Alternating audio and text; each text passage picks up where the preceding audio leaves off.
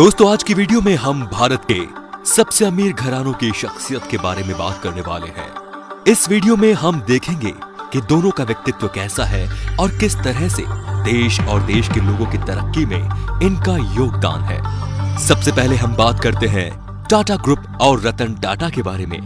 Tata company 152 वर्ष से भी पुरानी है, जो देश की आजादी से लगभग 80 साल पहले शुरू हो गई थी।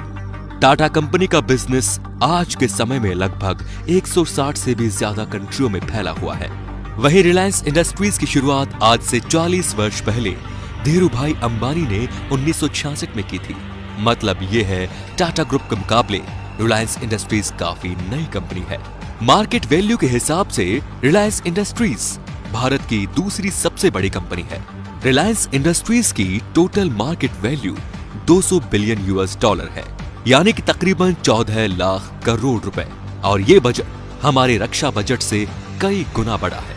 इस वक्त रिलायंस इंडस्ट्रीज लिमिटेड के 31 बिलियन मतलब कि 3 करोड़ 10 लाख से भी अधिक शेयर मौजूद है, और उसमें से भी 40% अभी मुकेश अंबानी के पास मौजूद है। उसी की वजह से मुकेश अंबानी भारत के ही नहीं बल्कि एशिया के नंबर 1 रिचेस्ट पर्सन है। 77.4 बिलियन यानी कि 5,75,000 करोड़ की कुल संपत्ति के साथ मुकेश अंबानी दुनिया के 5वें रिचेस्ट पर्सन है।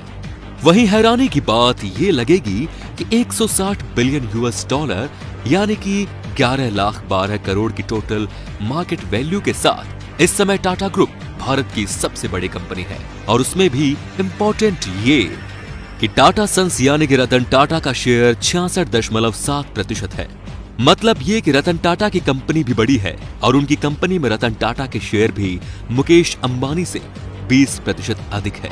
अगर हम 66.7% के मुताबिक हम रतन टाटा की टोटल वेल्थ कैलकुलेट करें तो इस समय रतन टाटा की नेटवर्थ 102 बिलियन से भी अधिक है, और उसके हिसाब से रतन टाटा इस समय दुनिया के दूसरे रिचेस्ट पर्सन है।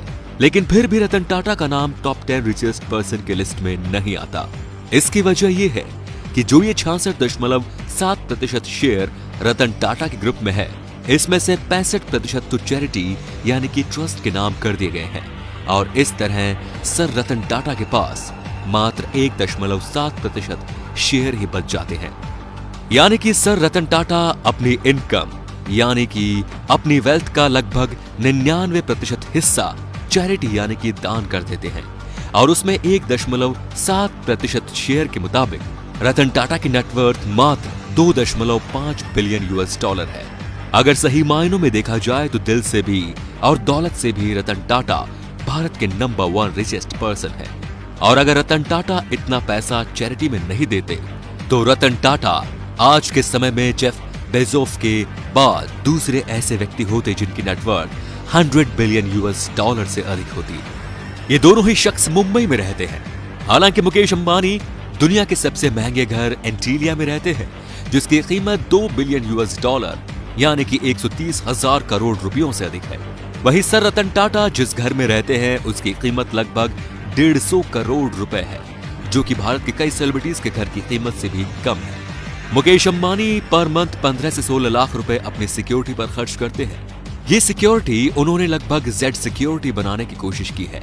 ऐसा मैं इसलिए कह रहा हूँ क्योंकि उस सिक्योरिटी में मौजूद जो व्यक्ति हैं वो सभी आर्मी रिटायर्ड हैं।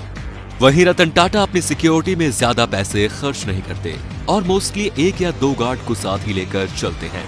रतन टाटा और मुकेश अंबानी दोनों ही अच्छे व्यक्तित्व के इंसान हैं, लेकिन दोनों का दुनिया को देखने का नजरिया थोड़ा अलग है। मुकेश अंबानी मोस्टली हर चीज को बिजनेस पर्सपेक्टिव से देखते हैं, वहीं रतन टाटा ने टाटा ग्रुप्स के अंदर बहुत सी ऐसी कंपनियों को बस इसलिए चला रखा है ताकि लोगों को रोजगार मिले, न कि प्रॉफिट कमाने के लिए। इस समय रिलायंस इंडस्ट्रीज में लगभग 1,87,729 एम्प्लॉइज काम कर रहे हैं। वहीं टाटा ग्रुप के सिर्फ TCS में इस समय 3,87,000 से अधिक एम्प्लॉइज काम कर रहे हैं, और टाटा ग्रुप में 7 लाख से अधिक एम्प्लॉय काम करते हैं। और ये संख्या दुनिया की बड़ी बड़ी कंपनियां Facebook, Google, Microsoft, Intel, Uber और रिलायंस इंडस्ट्रीज के टोटल एम्प्लॉयज से भी ज्यादा है। यानी कि रोजगार देने में टाटा ग्रुप रिलायंस इंडस्ट्रीज से सबसे आगे है। ऐसा नहीं है कि मुकेश अंबानी देश के लोगों की हेल्प नहीं करते। भारत की GDP में 5% का योगदान अकेले मुकेश अंबानी की कंपनी रिलायंस इंडस्ट्रीज का है, जिसमें कि वर्ष 2019 में रिलायंस इंडस्ट्रीज ने 67,000 करोड़ का जीएसटी भारत सरकार को पे किया, जो कि रिलायंस इंडस्ट्रीज को भारत का सबसे बड़ा जीएसटी पेयर बनाता है। वहीं टाटा ग्रुप नंबर 1 पर क्यों नहीं है? अब ये सवाल आपके मन में आ रहा होगा, क्योंकि टाटा ग्रुप केवल भारत में ही नहीं बल्कि दुनिया के 100 से ज्यादा देशों में बिजनेस चलाती है, जिस वजह से टाटा ग्रुप को अपना टैक्स डिफरेंट कंट्रियों को देना होता है। मुकेश अंबानी एक अच्छे बिजनेसमैन है और देश की इकोनॉमी में मुकेश अंबानी का बहुत बड़ा योगदान भी है। 2015 में जब मुकेश अंबानी ने पब्लिक के लिए मुफ्त इंटरनेट सेवाएं दी और लगभग 6 महीने तक ये सेवाएं मुफ्त ही रखी। हालांकि ये उनके बिजनेस की एक स्ट्रेटजी थी, लेकिन जो भी था उसमें सभी देशवासियों का भला ही हुआ। भारत उस समय दुनिया का सबसे अधिक डेली इंटरनेट कंज्यूमर बन गया था।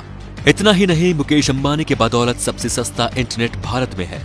भारत में एवरेज 1 GB की कीमत लगभग 5 सेंट के करीब है और मैक्सिमम 26 सेंट, जो कि 4 रुपयों से 18 रुपयों के बीच है।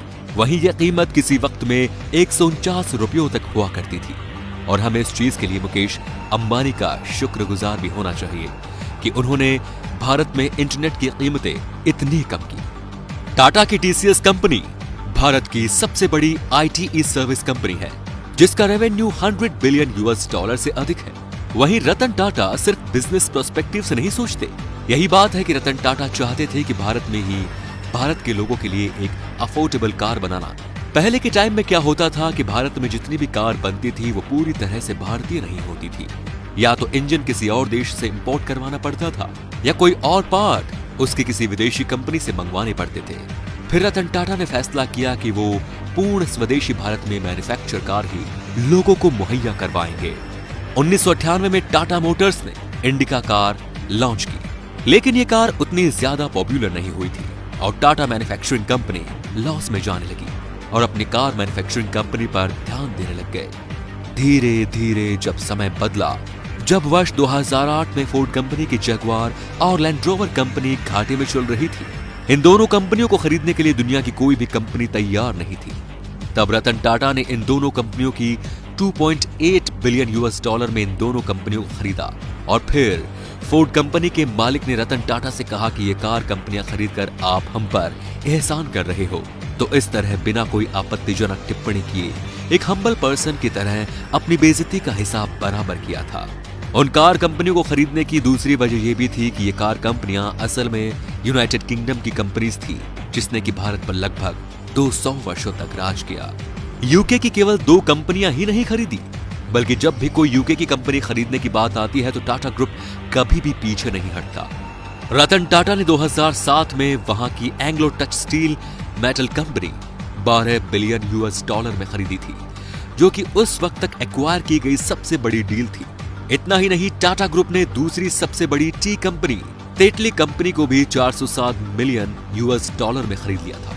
आज के समय जहां रिलायंस इंडस्ट्रीज के अंदर पेट्रोकेमिकल, टेक्सटाइल, हरिजुअल estate, telecommunication, media, banking जैसे बिजनेस आते हैं, वहीं टाटा ग्रुप इस मामले में रिलायंस इंडस्ट्रीज से कई गुना बड़ा है। जैसा कि आप लोगों ने सुना भी होगा कि टाटा ग्रुप सुई से लेकर जहाज तक, नमक से लेकर मसाले तक हर चीज बनाता है, तो ये बात बिल्कुल सच है। और आज के समय में टाटा ग्रुप बहुत सी कंपनियों में अपने शेयर भी खरीद रखे हैं। भारत में टाटा स्टारबक्स में 50% शेयर टाटा कंपनी के हैं। टाटा मार्को पोलो बस भी आप लोगों ने देखी होगी, उसमें भी टाटा और मार्को पोलो दोनों कंपनियों के शेयर हैं। देवू कंपनी को भी टाटा कंपनी ही ओन करती है। उसके साथ साथ Tata Salt, Tata Tea, Tata Sky, Tata Motors, Tata Powers, Tata Steel, Tata Taj Hotel, Tata Communication, Tata Air Conditions, Tata Titan Watch, TCS जैसी ये बड़ी बड़ी कंपनियां मौजूद है। इतना ही नहीं, फिएट कार कंपनी जो आपने देखी होगी, उसकी मैन्युफैक्चरिंग इंडिया में टाटा कंपनी ही करती है। और ये सभी कंपनियां टाटा ग्रुप की अम्ब्रेला कॉर्पोरेशन की तरह हैं, जिसमें कि इन सभी की पेरेंट कंपनी टाटा ग्रुप है। दोस्तों, दोनों के व्यक्तित्व में आपको किसका व्यक्तित्व सबसे ज्यादा प्रभावित करता है, ये हमें कमेंट में जरूर बताएं। और अगर वीडियो पसंद आया तो शेयर कीजिए। धन्यवाद।